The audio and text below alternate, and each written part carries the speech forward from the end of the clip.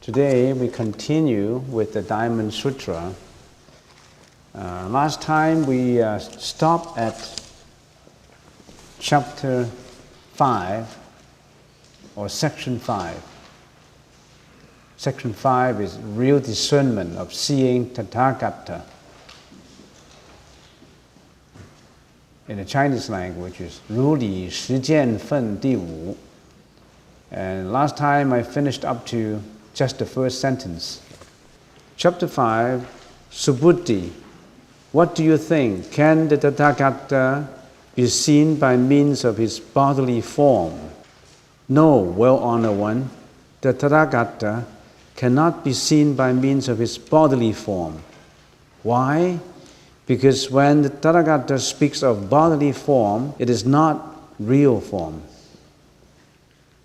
The Buddha said to Subuti, everything with form is unreal. All forms, phenomena, are seen as unreal. The Tathagata will be perceived. But just to recap, Buddha Sakyamuni and his 1250 disciples in the Diamond Sutra, just to have a very brief recap, Buddha Sakyamuni and his 1250 disciples went on alms round. Remember in the first chapter, begging for food from door to door. That's the practice in the Buddhist community at that time. After that, they returned to the monastery to start the lunch. And after lunch, they washed their bowls and did all the necessary cleaning. And then one of the disciples, Subuti, raised a question. Because of this question, the Buddha gave his answer and started the whole Diamond Sutra. What is that question? That's the most important question. We always have to remember in a sutra what's the most important. That started off the whole sutra. Subuti's question is like this. Virtuous men and women developed the supreme enlightenment mind. How should their minds abide? How should they control their thoughts? That's a very important question. And then the Buddha answered that, of course, and he said that when the Bodhisattva practices the 6 paramitas, they should practice without the 3 notions of attachment, remember? Without the 3 notions of attachment. What are these 3 notions of attachment? The giver, the recipient, and the act of giving. The act of giving including the object of giving, and we explain all that. Without attachment, with no 3 notion attachment. And after that, the Buddha asked Subuti the question, or Buddha raised his question. Can the Buddha be seen by means of bodily form? That is in chapter 5. From chapter 1 to chapter 4 is about liberating sentient beings, how to help out sentient beings, how to render compassion, how to practice to liberate all sentient beings, and of course, and himself, and oneself. That's from chapter 1 to chapter 4. The chapter 5 is about bodily form. It's about seeing oneself. But remember when we explained can the Buddha be seen by means of bodily form? Now, for those who haven't been here, you don't know what I'm talking about because you missed out a lot of lessons already. It's not that easy. Diamond Sutra is a very profound philosophical sutra. If you missed out the first few lessons, you can't catch up. Difficult to catch up.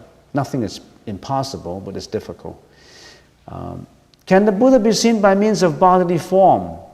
Can you see the Buddha by means of bodily form? Then you need to know the 3 bodies of the Buddha. The Dhammakaya, Sambhogakaya, and the Nirmanakaya. Remember that? Remember these 3 bodily forms? What is Dhammakaya? Dhammakaya in the Chinese language is Fa Shen. The body that is formless. penetrating all existence, shining everywhere, and enlightening all. And this is the reality body, the truth body, a name for absolute existence. The one mind, the true mind, is also called the universal mind.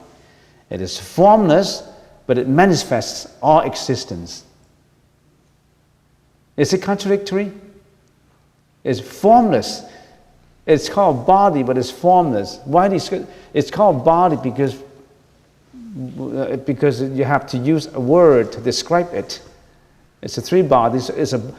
When we say body, we always link it with material. When this is Dhammakaya, it's a formless body. It's everywhere. Omnipotence is everywhere. It's Dhammakaya. So the Buddha is everywhere in all existence. It shines everywhere, it enlightens everything, it manifests all existence. So we're talking about, why don't we go to India to pay homage to Buddha, or going to China, going to the Four Mountains, because the Buddha and the Bodhisattvas, they are more, what should we say, it's easy to strike up chameleon. It's not true. Buddha and Bodhisattvas, Buddha is everywhere. Dhammakaya is everywhere.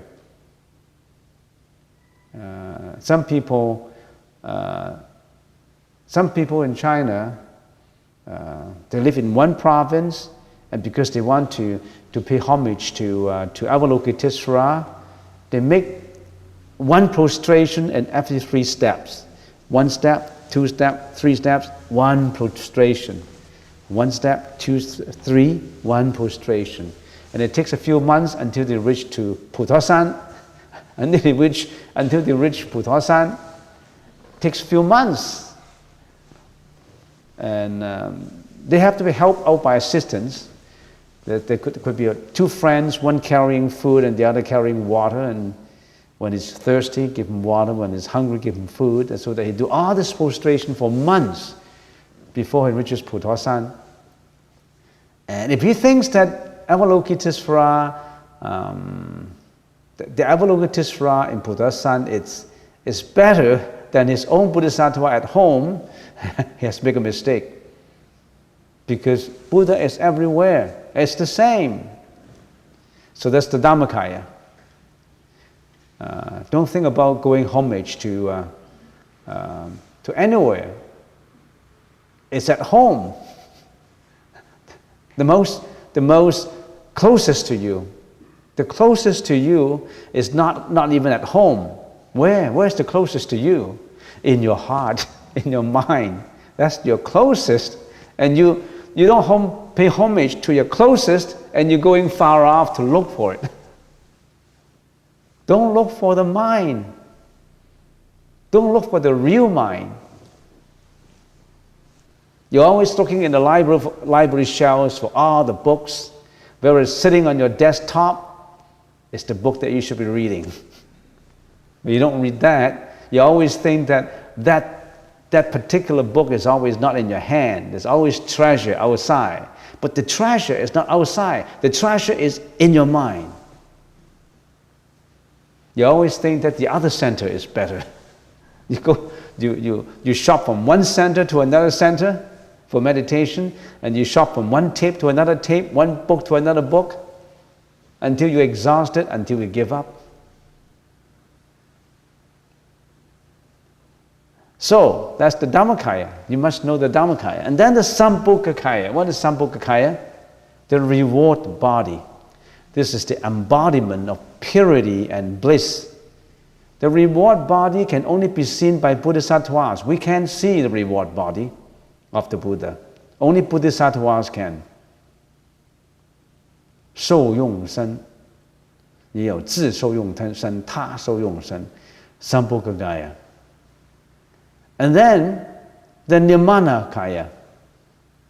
This is the physical body, the body of transformation, by which he appeared in any form, seen by sentient beings.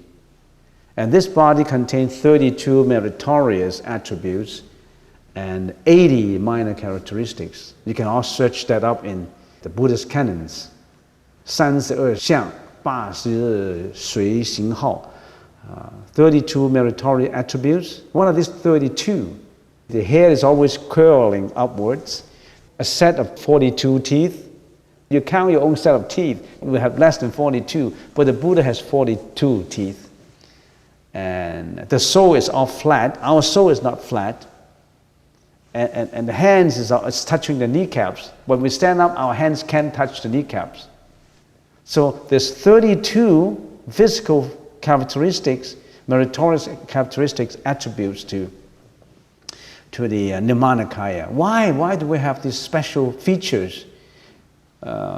Because the physical body looks different because of all the merits that the Buddha have accumulated for eons of time. He accumulated all these meritorious deeds, and he come up with that. The sound, for example, the emanating of the light, and many 32 attributes. Look that up in the Buddhist canon. It contains all the good features about a body, the nose, the ears, the eyebrows, and all that 32 characteristics, special meritorious characteristics, and 80 minor ones. So altogether, 32 plus 80, it's 112 meritorious attributes. If you are the Buddha, you contain all that in your physical form. And we're trying to emulate, to copy those characteristics and put it on statue, on wooden carving. But we can't, we're not close to perfection. You can only mold out certain characteristics. The earlobes is almost touching the shoulder. The earlobes touching the shoulder and all that. And that's why when the carver are carving, they always refer to those books about 32 characteristics and 80 minor characteristics. So let's carry on. What's the next one? The next one is, the Buddha asked Subuti, can the Tathagata be seen by his bodily form? This is to remind Subuti, as he may suspect that if giving charity should have a formless cause in mind, then the effect should tally with formless body. How come the Buddha has such a meritorious body? So the Buddha wanted to remind Subuti that the Dhammakaya has no form. Then it is clear that a formless cause tally exactly with a formless effect. But there are two perspectives that we should watch out in this chapter. Can you see the real nature from form? Or put it in other words, can you see the formless from form? The real nature is formless. Can you see the real nature from form? Can you see the real nature from form? All this is form, matters. All this make up molecules, atoms, protons, electrons. This is all the protons and electrons in activity, and combined with this we call matter. Matter is form, right? This is form, a combination of a lot of protons, neutrons, electrons, and all that. Scientists can tell you. This is form. But can we see the formless from the form? If the answer is no, as because how can you see? As you have attached the notion of form, then you can't. But can you see the real nature from form? The answer could be yes. If you do not attach to the notion of form, you can see the form. You don't attach to form. You don't cling to form. Then you can see the real form. That is, if you do not have attachment to the four fallacious notions of remember the four fallacious notion? The ego, the personality, beings, and lifespan. Remember these four fallacious notions. Remember the three notions of attachment: the giver, the recipient, and the act of giving. That's the three notions of attachment. The four fallacious, wrongful notions of what? This is the ego. We have the ego, right? Ego. The next is person. Ego, person. The ego is subjective. The person is objective. There must be a subject and an object, right? If there's I is the subject, then there must be an object that I can see. So the ego is subjective ego. Person is objective. So this notion, the four notion is ego and person or personality. That's regarding the individual, the self. For example, I am the ego. Wrongfully, I shouldn't have that ego, but I am that ego, and you are that person. The subjective and the objective. Now this is about the individual, the sentient being. But how about the universe? The I is the host, the person is the guest, right? The universe is about what? The universe is about time and space, right? Space, how about space? Space is made up of the sentient beings, so we call it sentient beings. So the four notion is ego, personality, sentient beings. Sentient being is about space.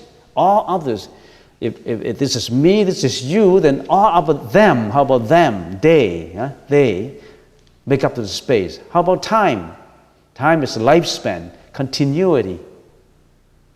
All this continuity, although it's impermanent, but they still continue from form after form. But all this are unreal. The four fallacious notions of ego, personality, beings, and lifespan, they're unreal, fallacious. 我相、人相、众生相、寿者相。我相是主，人相是客，众生相是空，寿者相是实。So you understand? Actually, this four fallacious notion explains a lot already.